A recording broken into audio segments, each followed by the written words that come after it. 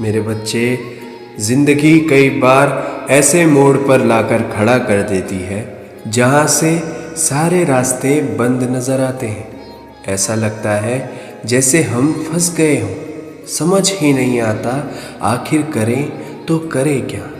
ना कोई हमारे दर्द को समझता है और ना किसी को हमारी परवाह होती है। जिनसे साथ देने की उम्मीद होती है वही लोग हमारा सबसे पहले साथ छोड़ देते हैं। समझ ही नहीं आता हमने ऐसी कौन सी गलती की है कि जिंदगी हमें इतना रुला रही है। आप जिंदगी की परीक्षा देते देते थक चुके हैं। आप चाहकर भी दुखों से छूट नहीं पाते।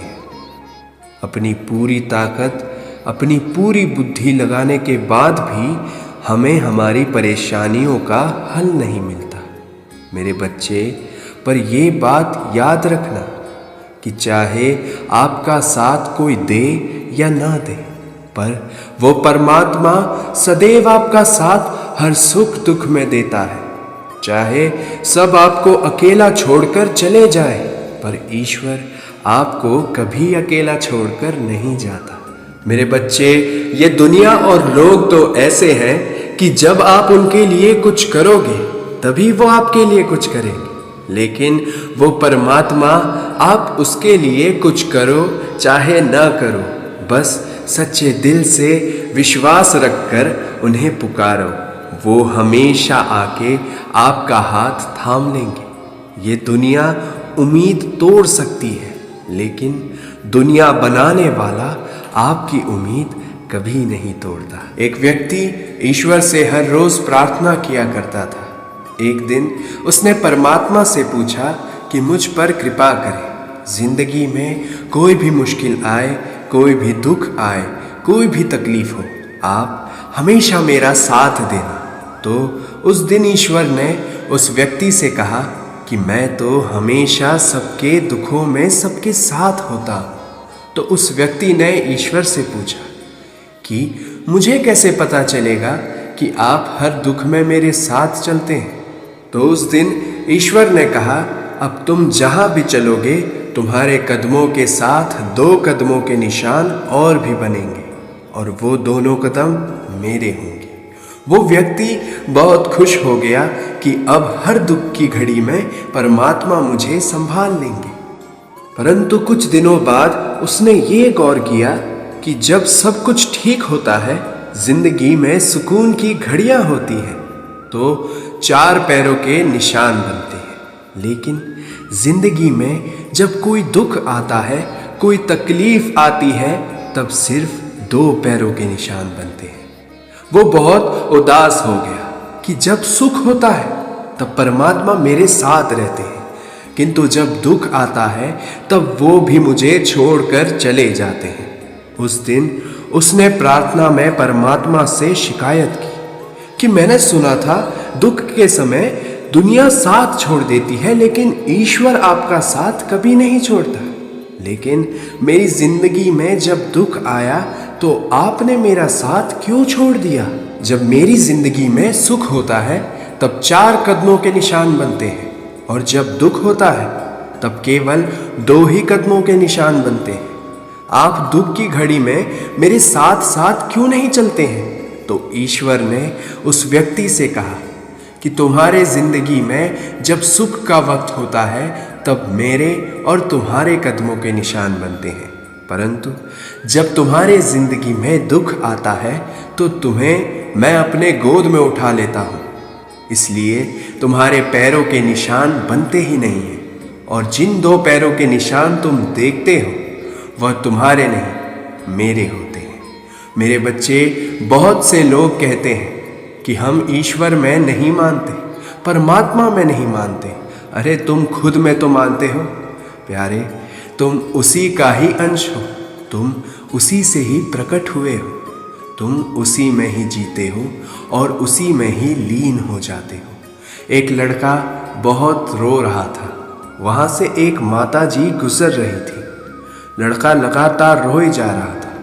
माताजी ने उस लड़के के सर पर हाथ रखकर कहा, बेटे तुम क्यों रोते हो? चिंता मत करो, सब ठीक हो जाएगा, बिल्कुल भी मत घबराओ, सब ठीक हो जाएगा। तो यह लड़का कहने लगा, अरे मैं इसलिए तो रो रहा हूँ कि उस ईश्वर ने, उस परमात्मा ने मेरी जिंदगी में सब ठीक कर दिया है। जिस दुनिया पर मुझे भरोसा था, विश्वास था, उसने मुश्किल के वक्त में मेरा साथ छोड़ दिया। और जिस ईश्वर को मैंने कभी याद भी नहीं किया था, मैंने अपनी जिंदगी में भुला दिया था।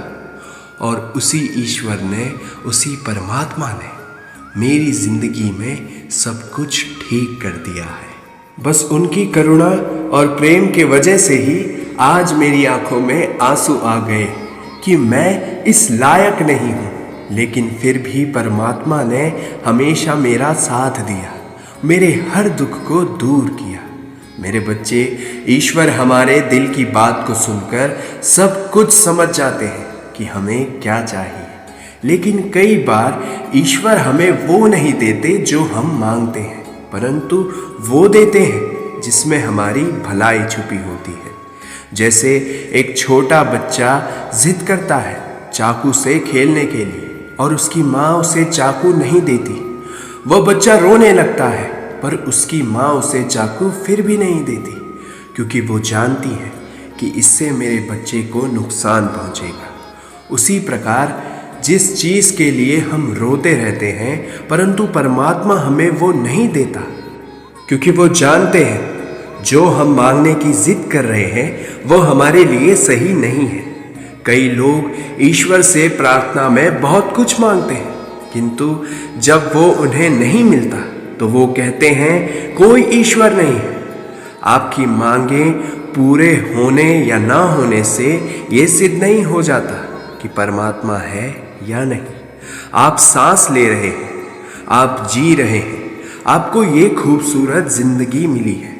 इसी से ये प्रमाण मिलता है कि ईश्वर हमेशा आपके साथ है। हम में तो इतनी भी ताकत नहीं कि सांस भी खुद ले सके। वो तो ईश्वर ने ऐसी व्यवस्था कर दी है कि हमारी सांसें अपने आप चलती हैं।